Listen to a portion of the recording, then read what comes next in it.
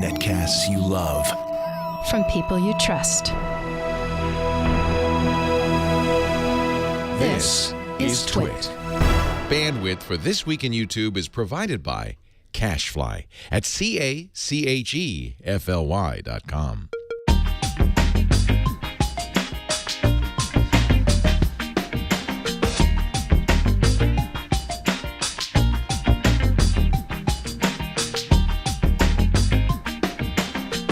This is This Week in YouTube, episode 23, recorded September 23rd, 2013.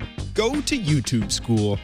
This episode of This Week in YouTube is brought to you by ProXPN. ProXPN is a virtual private network that allows you to use the internet the way it should be, anonymous and unfiltered. For 20% off new accounts, go to proxpn.com and use offer code TWIYT. And by Ting.com. Ting is a mobile phone service that makes sense. Save money with Ting, pay for what you use, doesn't require a contract, and offers unlimited devices on one pooled plan. To save $25 off your first Ting device, visit TWIYT.ting.com. That's TWIYT.ting.com. Hello and welcome to This Week in YouTube. I'm your host, Chad Johnson. Our other host, Lamar Wilson, is right here with me. Hello. How are you? I'm doing really, really good. How have you been this last week? It has been a week, man, from standing in a line for 4 hours for a phone, from going to the county fair, from all this other crazy stuff. Last week was busy. I'm glad I'm here. No, if you were watching the live stream, you saw Lamar had a friend with him. He stayed with you the whole week last week. So you had to deal with guests too. You were a host. Yes, I did. Which was cool. Like, it wasn't as bad as I thought. Just because he had stuff to do, so he would just stay on the couch, go do your stuff. Good. And then but it's still, when you have somebody in your house, it's still different. So you can't get everything that you want done. Unfortunately. Yeah, exactly. Yeah, no, I hate it when people are just hanging around. But you had your family at your house, didn't you? Oh, man, that was the worst. That was the worst. I literally told them that they had to go on a cruise the next vacation, otherwise I wasn't going on the vacation with them, and never again at my house. Awesome. You also did something really, really cool this last week that happened the day after our show. You got to hang out and talk with George Takei about Google I'm George Glass. Takei. Welcome to Takei's Take. Every year, a new piece of technology comes along. Takei on the masses. I like that magical, whimsical. Yeah, so I'm further along in the show, but yeah, this was recorded over a month ago. I was asked to do this by my network, and of course, I didn't say no. But there I am. I'm sorry. I look like a beached whale there, but I'm there. But yeah, I was showing him how to use Google Glass, and we were having some back and forth. George Takei is fun. Yeah, how was it hanging out with George Takei on a set? It was fascinating, because we had to do these lines over and over again because, the producers were perfectionists. Yeah. But he took it in stride because he's used to this. He's 76. He's been doing this, for who knows how many years. And so it was just fascinating to see how well he was able to ad-lib or remember his lines. And he was instructing me because this was my first time doing something like this. So he was instructing me. And we were just making jokes at each other and just laughing. The guy, it felt like just one of my buddies I was hanging with. That's really cool. He's completely awesome. Yeah. So the other side of this is that we did this about a month ago. This is sponsored by AARP. I was wondering, like what? Takei, everyone loves George Takei. Let's just get that out of the way. Yeah. And it looks like just the premise of the show is he's going to give his opinion on new technology, or is it further than that? Is it his take? This was technology. Another one will be about relationships and dating. Mm-hmm. So it's his take on a variety of pop culture things. So I was the first episode and was real honored to be on that. But when I talked to the AARP people, I was like, who is this targeted towards? And he's like, they told me that surprisingly, that 50 to 65-year-old group is a huge group on YouTube. They go on YouTube to search tutorials on technology and other things and how to do things, even for cooking or for whatever. So him having a show that says, hey, this Google Glass is kind of scary, but here's how you can deal with it if you see it on the street or if you see people with it. And it's just a fantastic idea. I did not know that stat. I didn't know that there that many older people online searching for tutorials and things. So kind of makes me happy that I do what I do, I guess. Maybe I'm helping somebody. Yeah, and also it seems like they're doing it right with it's not overly branded AARP. No, you don't even see it at all. They don't say it. I had no idea until I actually heard that from someone else, and I was like, are you sure? And not only were you in this, but Ron Richards of All About Android also made an appearance. So we have like multiple sort of twit personalities hanging out. Ron's right after these two. Doing his big old explosion about the first time that he put on glass. Yeah. It was really a great video too. Short explanation of glass that I could send to my grandma, my mother. Like, hey, just check it out. You'll have all the information you need if you just watch TK's Take. Yeah. So I asked the AARP people. I was like, look, because they say technically there isn't an age limit to join. They won't check your ID. So I was like, since I did this thing for you all, if I can get some flight or restaurant benefits, get a card, let me know. I mean, I'm only 15 years away. Yeah, exactly. But they didn't answer back. I'm not sure if I can get it early. Get an AARP card. But yeah, at first I was like a little offended. I was like, what are y'all trying to say by having me on this show? But it was a blast. I would do it again. I hope they call me back. Yeah, that's awesome. Yeah. Now, when do you think that this video will show up on AOL's servers? Because our next story has to do a little bit with AOL. ComScore released some numbers about the video content and how many hits certain sites are getting. And it looks like AOL bumped past Facebook on the unique viewers this last term. Yeah, now, so I read this, and AARP's aiming for AOL? It has to be the same audience because, older people still are paying for dial-up and don't even realize it on their credit card. So I'm wondering if it's the same group that's supporting AOL. But what is going on here? Past Facebook. Now, after I calmed down from it, I realized that AOL has a lot of properties, like EngadgetVideo.com, Engadget's video. Is probably using AOL's player, and some other, TechCrunch and maybe some other ones are using. So those combined make sense. And then I realized what the main one was, Chad. I realized it. iJustine's Hardwired show talking about wearable technology is on the AOL. That's why it went past Facebook. That's right. Two Filter mentioned, iJustine put Hardwired, the mobile, body sensor show. On and it's obvious that it's iJustine. I mean, we just figured it out. We should probably call up ComScore and let them know that iJustine's the one boosting the numbers. Yeah. I mean, who wouldn't want to watch her on AOL? Not sure. I'm going to watch her now. I know. Right. I'll be back. And it was interesting to me, and I speculate that if you look at these companies, Google sites are on top, and Google sites would include YouTube. Mostly YouTube, yeah. Right, which you would think of as user-generated content, people who put their videos there. And then next is AOL, and I'm misthinking about how AOL does their video, because I've never tried it myself, but I don't think users really upload to AOL that much. Next is Facebook, which is also a user-generated, as I would assume. And then we have things like Microsoft and Yahoo sites down below. So I was amazed at the fact that AOL was able to get so high with basically all heavily produced or internally produced content. Now, here's what I'm thinking. I remember when I used... who's that company just got bought by Maker? Blip. I remember a few years ago when I used Blip, they would push out to various places my videos. And one of the places was AOL Video. I'm not sure if they still do that, but if they do, there might be some user-generated content on there as well. I just don't think anybody's watching it. Like, I don't go to AOL Video to find the latest entertainment for me to watch for my friends. Right. So if it's actually professionally done, that's freaking awesome.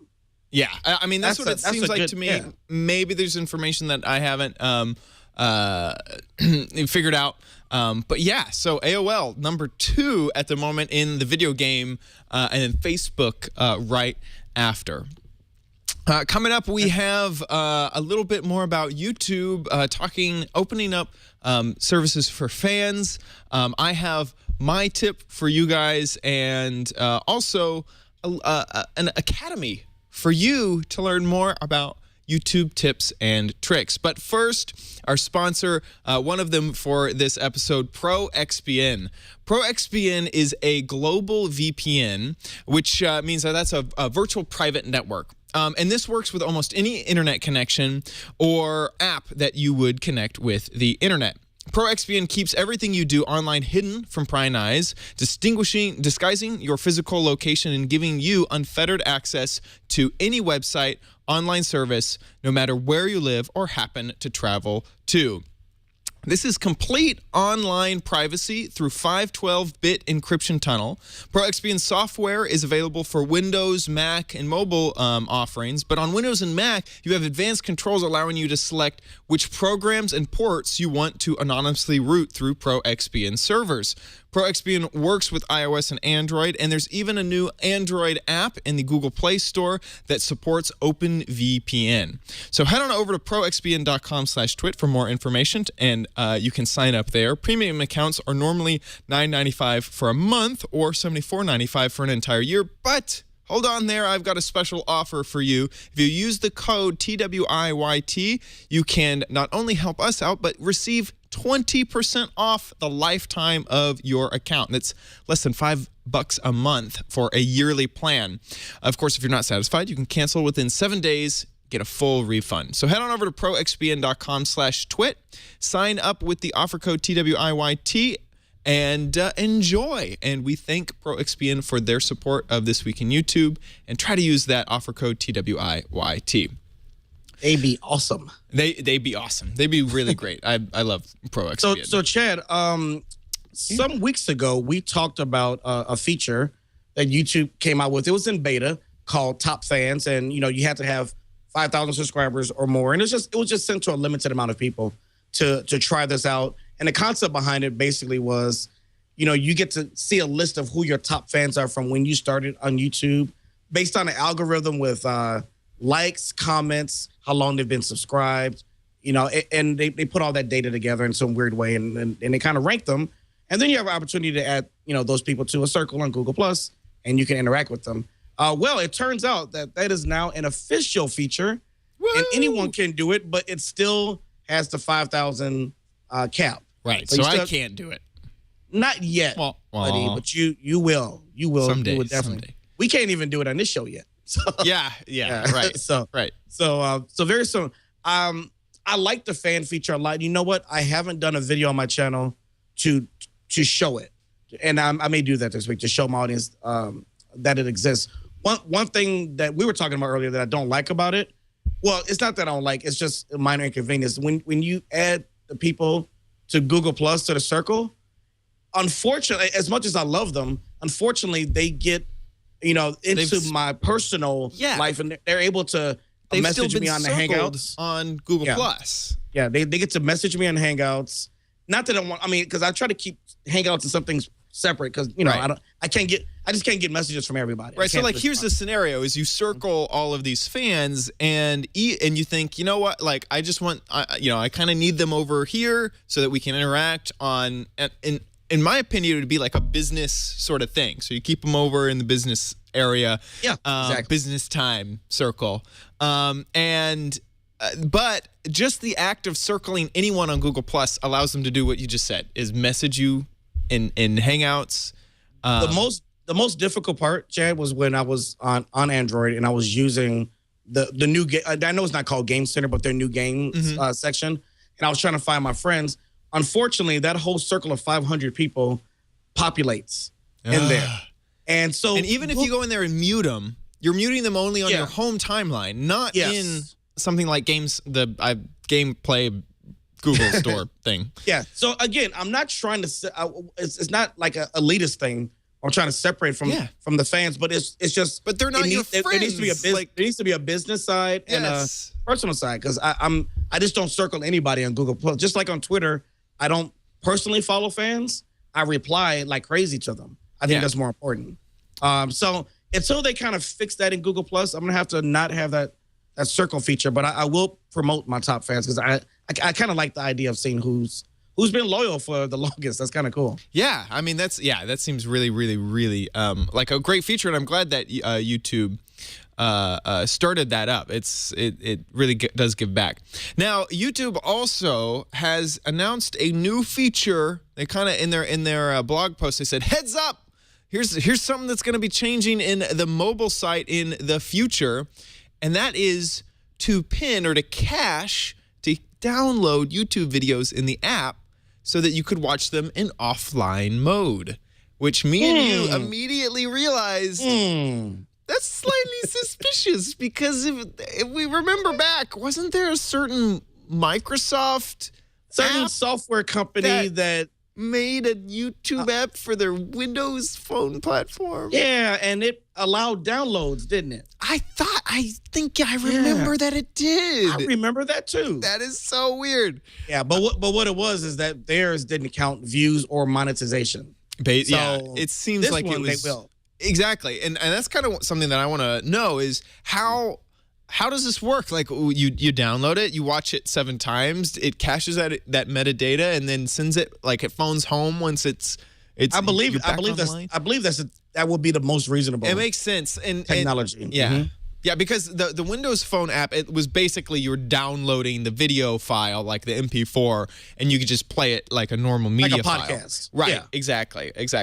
Because like if someone downloaded the podcast for this show, took it offline, I mean, and we don't get, I mean, they can play it 100 times, but we only know about that one download. Right. So yeah, they definitely had to fix that. And that's why they were trying to come out with their own feature, and Windows jumped the gun, or Microsoft jumped the gun. So do you think that's why they only did it them. Because Microsoft did it, and they were like, "Oh, people I think want they were planning this?" it. Oh yeah, I think they were planning it, but they still haven't even built it. This was just a heads up. We're gonna do it. Yeah, it's not even in operation. Yeah, I think it's cool. You know, here's the thing, man. They have to come up with some awesome features for mobile because right now, 50% of my audience, or maybe yours is the same, is mobile. It used to not be that way, but it just is. You know that. So the next thing I'm looking for is subscribe notifications. You know, you can opt in, and if I upload a video, you should get a little ding on your Android or iOS that says, push notification. Push notification. And again, if it's off first, because if you subscribe to 200 people, you don't want instantly get 200 notifications. Yeah. But yeah, I think that's, and then, you know, being able to reply directly to comments, which you still can't do. You can't thumb up comments or thumb down if you do that. Is that only on the mobile? On mobile, you can't do any of that, even on a tablet. So they still have some work to do with mobile. But because that's where I would say most, but I mean, I think in another 6 months for my audience, most of them will be watching on the go, on a tablet, and so we got to figure out a way for them to interact. So this is a question for you and a question for the chat room. Do you think that this will sort of replace podcasts? Because podcasts traditionally, one of the reasons that I know that a lot of people like them is you can download them, and on a car ride, if you know you're on Spotify access, you can listen to the whole thing because you've cached it. Do you think that this is a step in maybe helping out? Because podcast is a completely different animal. I mean, normally podcasts are multiple hours long, at least on our network they are, and you need to cache it, and maybe an audio only thing. I mean that still isn't available. If you say lock your phone while watching a YouTube video, it doesn't continue to play in the background. It stops. Yeah, I think podcasts. Well, at first, before we did the show, at least I thought podcasts were declining, and in some ways, I still think they are. But I don't think the shows themselves are declining. I think people are just changing it over to a different format. Like Tech News Today, I watch a lot. Sometimes I watch it on my Apple TV as a podcast. Sometimes I watch it on YouTube, and so it just depends. Where I am at the time. I think the two worlds kind of need to blend together. I mean, I'm glad Apple put it behind support for podcasts. Now they all sync across all your devices, and YouTube needs to do something with podcasts. It's just a thing. Like when Twit uploads, it's just a courtesy to YouTube. It's not really YouTube hasn't embraced podcasts. No, I mean, our mission statement was be platform agnostic. Like, Right. There's YouTube too, just like there's also Roku, and there's also, AOL video. Like there's everything. Sure, we'll just go ahead and do it. And yeah, I mean, definitely have not been tailored to YouTube. Okay, well, I know that you've been a YouTuber and I've been a YouTuber, but I think that it's time we go back to school. We got to go to the YouTube Creator Academy. Am I about to get schooled? Yes, I think so. Man. By YouTube itself. What's going on with this YouTube Creator Academy thing that I saw on the creator's blog? So here's the thing: there are new people always coming to YouTube who want to be creators. So they have to start somewhere and get some training. They have that book out, the handbook to help new people out. And I think with the change of the one channel, there's still a lot of people who are confused what to do with it, how to maximize your channel. That came up perfectly as I said that. So I think for those beginners or those who don't understand how to really implement the tips sometimes that we even talk about here, it's good for them. And I think after that, it is completely useless. So this is like, hey, if you couldn't figure out how to click through your channel 1 design, I guess we'll have a hangout for you and walk you through it. Pretty much. Yeah, they'll have a hangout. And here's some of the things they said: you will learn how to rack up your subscribers. And I was like, oh, really? Where is this training? Because I've been to these trainings before, and they certainly do not tell you how to rack up subscribers. Make your channel a daily destination for viewers. Have them keep coming back, I guess, and have your channel look good everywhere, which pertains to the banner and all that. Yeah, the stuff one design, that you put around it. So again, I don't think it's a bad thing. I just think after you get the basics, if you want to learn, you kind of watched other bigger YouTubers, and we talked about this before.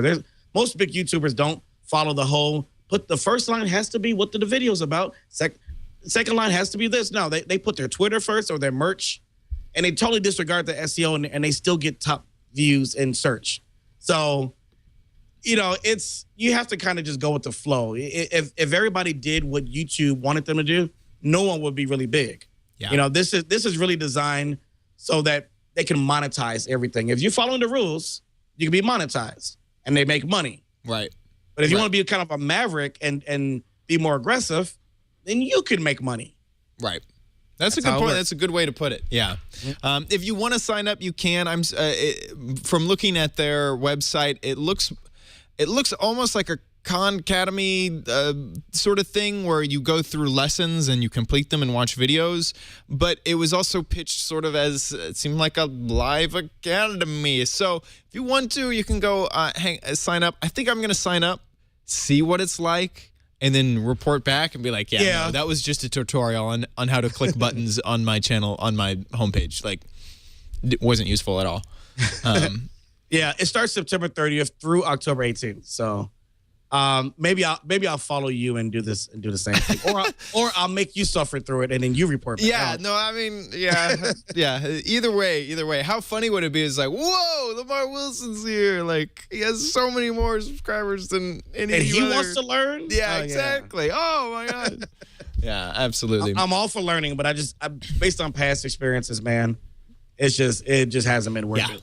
Yeah, and they know these things. Like, of course they do. They internally, they know how to cheat their system. I don't think they're going to tell you that in this academy. No, of course they know how to do it. They do it all the time. When there's a comedy week or something like that, they're able to push so many subscribers to their own channels. They know exactly how to do it. Cool. Cool.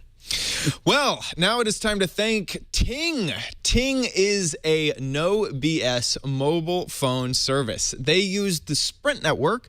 So if you have had friends or know that Sprint works well in your area, it will work great for you. But unlike other mobile phone providers, they are the best. I mean, it's no BS. Some of the things that they offer are no contracts and no other mysterious charges. So no bundling, no overage charges or penalties. With no contracts, that means there's no early termination fees or other BS like that. Also, you don't get any mysterious line items on your bill. Basically, you get what you expect. And they're not going to push you around and bully you around with ridiculous charges. You get everything that you need from a mobile phone service, like caller ID, call forwarding. You can use hotspots, that sort of stuff. They have excellent customer service. They have a no-hold customer service policy, which to me just blows my mind. You go give them a call anytime between 8 a.m. and 8 p.m. Eastern Time, and a real person will pick up the phone. You're not on hold. You just call them and they answer and they fix your problem. Here's how it works. Head on over to Ting. You buy your Ting device. You'll receive it within 2 to 5 business days, and then you'll activate it, and then you just start using it how you want. Ting will break out your rates by minutes, text messages, and megabytes, and then bill you at the end of the month for what you've used. And if you want to head on over, they have a great dashboard online, so you can manage your phone from a company that actually knows how to make websites. This is Two Cows. They understand the web. This isn't a mobile phone company that doesn't understand how to make a great looking web page. This is Ting. They got it. Head on over and check out their dashboard. So if you want to check this out and learn more, head on over to twiyt.ting.com. That's twiyt.ting.com, and save money and better manage your mobile phone usage. You can also check out their savings calculator if you want. If you do go to that URL, twiyt.ting.com, you can save $25 off your first Ting device when you sign up. So use that URL. It also helps us out so they know that we sent you. That is This Week in YouTube, twiyt.ting.com. And we thank Ting for their awesome support of our show and their awesome service. Thank you, Ting, for supporting our show. So I have a YouTube tip for you guys. This happened when I realized that I had to make a large change to my channel. I decided that I was going to remove all ads from my videos.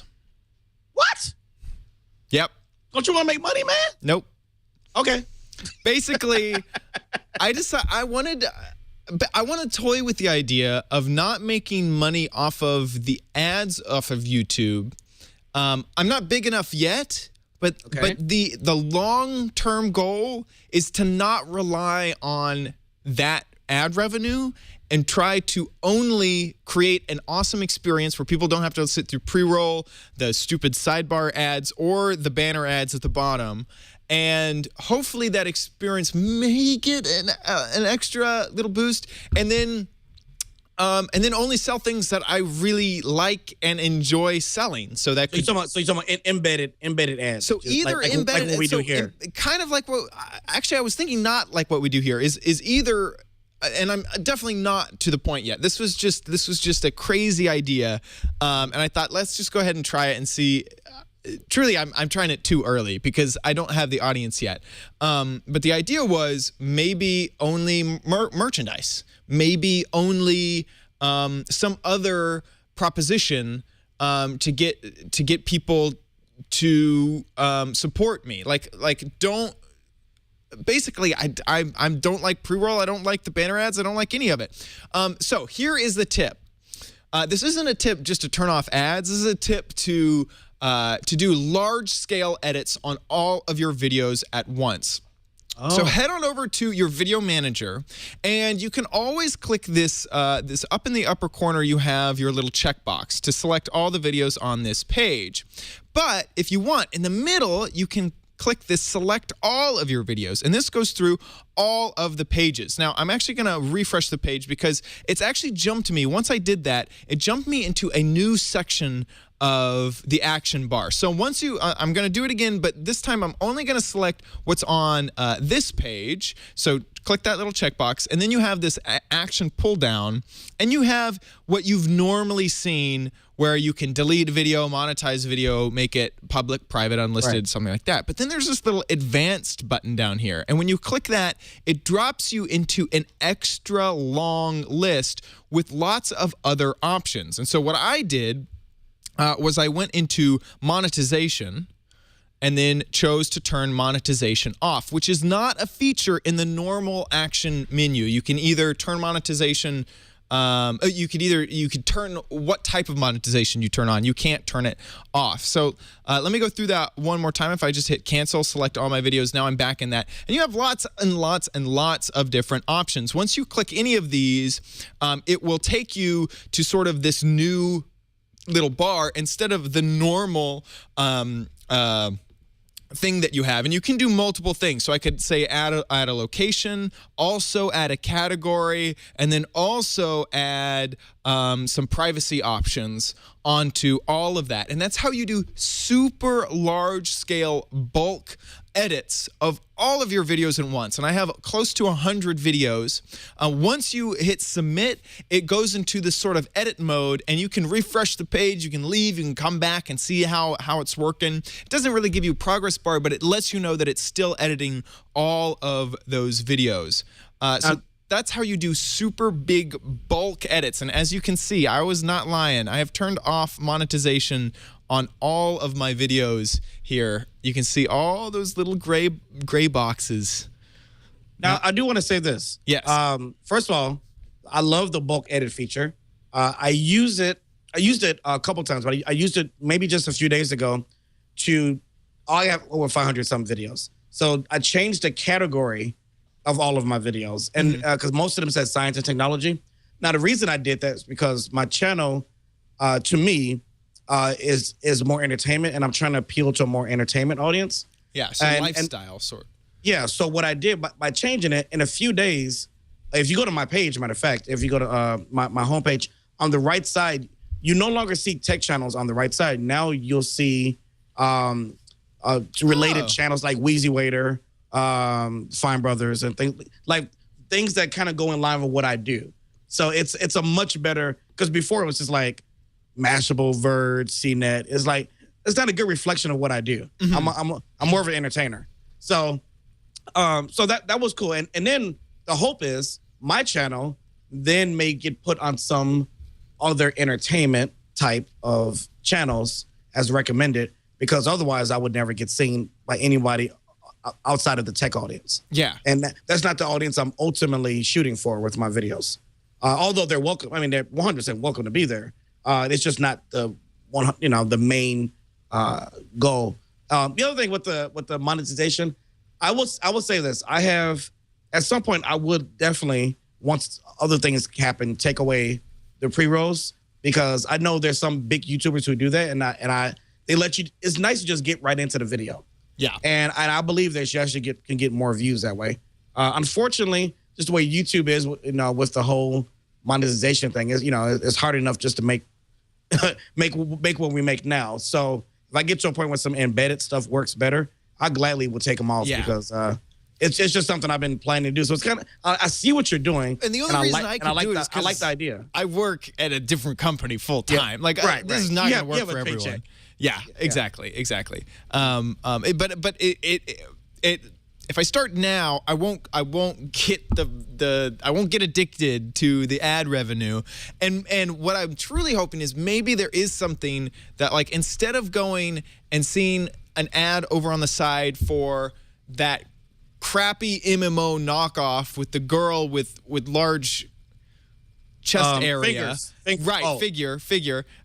Instead of seeing that stupid, ugly ad, maybe you only see premium ads that, like, I'm selling you something. Like, if your audience trusts you and like you, they'll be more likely to take your advice on it. Right. Which is why I do it the way I did. I mean, today I did an Audible one in mine, but it didn't feel like an ad, because I genuinely liked the service, and I genuinely read the book. That's the thing. And this is all from Twit's ad strategies. We only sell stuff that we like, because we have to go through that it's me selling it to you. I'm not going to sell you crap. I'm only going to sell you stuff that I like. Anyway, it was just a crazy thing, a crazy way to think about it. I went ahead and did it because I'm not getting enough revenue for me to feel the pain. And we'll see how it works. It'll be years. It'll be a yearly adventure. This is not going to be a fast-moving story. So, yeah. And that about wraps up this show. Lamar, what have you been up to in this past week of YouTube-ness? Okay, so there's the George Takei thing that popped up last week, and I did a collab video about top 5 cool things about the iPhone 5S. It was a comedy video that came out last week, and today is my likes video where I talked about a Google Glass. I also talked about top 5 reasons to get an iPhone 5S. That was completely comedy. I did today was Google Glass, iPhone 5S, and a couple apps that I like. So the format that I'm working on, that my friends have told me I better stick to is likes on Mondays, Wednesday be like how to or top 5, and Fridays is a random video, so I can do whatever the hell I want to do on that day. So I kind of like that format, and it doesn't wear me out either. That's good. That's good. Yeah. And your audience kind of gets the fact that like you're gonna just like I come here for some news on this day, but then you're just gonna be random on a day. I'm not gonna know what they've known that for the last few years. I've always done a random Friday. They're fully aware of it, and most of them like that kind of video actually. So I'm looking forward to mixing it up. I mean, even with this video, this is not a tech video. I'm using Google Glass. I'm showing you experiences and lifestyle versus telling you the specs in Google Glass. Which one is better? Me showing you how it works and looks. So that's kind of the goal of my channel. So yeah. What about you? Because that's awesome. Well, first, if you want to check out more, head on over to youtube.com/Lamar Wilson. Go ahead and subscribe. Yeah, absolutely. Why wouldn't you? So this last week, of course, I've been doing. It's funny because we were just talking about what the channel does, and I have gotten back on the video making train. I talked to you last week about how I was redoing my schedule, and it has worked. So last week, nice. I did a vlog about asking me anything. So if you want to check that out, I answered 5 questions from social networks, and we ended up drinking beer at the end. It was really, really great. Lots of fun. And of course you can go and ask questions of me if there's something you want. If you've been watching these shows and been like, man, I'd like to personally ask that dude a question, head on over and ask something in the comments. And then of course my normal video game Let's Plays, and the one coming out on Wednesday, that Let's Play, I know we're talking about the past week, but next week is gonna be funny. Just look for it. I'll tell you more about it next week once it's actually out. And that's at youtube.com/OMGChad if you want to check that out. And then finally, me and you have something in common this week. If you don't watch the live stream, first, I suggest that you do. And second, I wish that I could run to my desk right now because I could look at it. If you don't watch the live stream, you should. Because after the show, me and Lamar had a little bit of fun heading on over to Amazon.com. And right on the main page, there is this more funny reviews section. And we both decided to buy, and it may actually not be here anymore because it looks like they've updated this page. Yeah, it's not. What did we buy, Lamar? The Hutzler banana slicer. So the way this $3 thing works is that you have your banana, right? It's sitting on the counter. You don't want to you don't want to use a knife and accidentally cut your fingers off, right? So why not just do this and push down on the banana, and then it's cut up for your cereal. This is great. I'm so excited. Me and you are definitely going to make videos about this thing. I'm doing a GizWiz review tomorrow on the GizWiz here on the Twit Network. And it's safe for children too. Yeah, luckily it's not. There's no chewable parts to it. I've had a problem, and this is the issue that I've always needed. So I eat a lot of bananas, and sometimes I'm like, you know what? This is too big for my mouth, so I need to cut it down. The biggest issue with the bananas is that they're not in 1-inch bite-sized variety. Yeah, and that needs to change. Yeah, I mean, I wish that genetic engineering would just get on that, but GMO is just ridiculous. Not a sponsor, but it's awesome. Yeah, absolutely. Yeah, so check out GizWiz, right? You're going to be on there. I'm on GizWiz. You need to do a video too. It may make an appearance on Friday. I hope so. I hope so. Thank you so much for watching this episode of This Week in YouTube. If you'd like to catch more, make sure you subscribe at twit.tv/TWIYT or youtube.com/TWIYT. Actually, only do it on YouTube because we're a YouTube show, you know? And if you want to catch us live, you can head on over to live.twit.tv. Mondays, I don't know what day it is. Mondays at around 5 p.m. Pacific. That's 8 p.m. Eastern in the U.S. Thank you so much for watching. See you guys next time. Adios.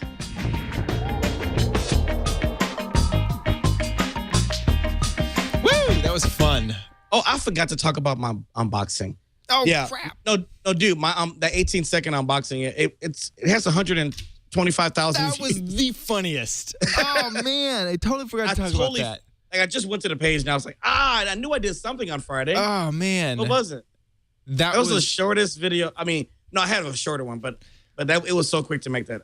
That was very, very, very funny. It's made more views than sometimes I get in a week or two. So I'm like, yes. Thank you for making up. It was so shareable. It was just like. Yeah, no pre-roll on it, of course. Oh, is it muted?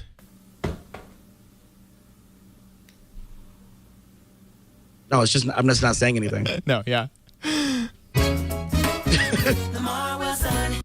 That's Love it. Love it. That.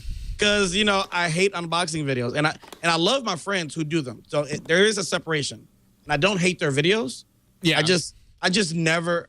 I mean, I get why people watch them. It just irks me that somebody will sit there for 10 minutes and marvel at a box. Yeah.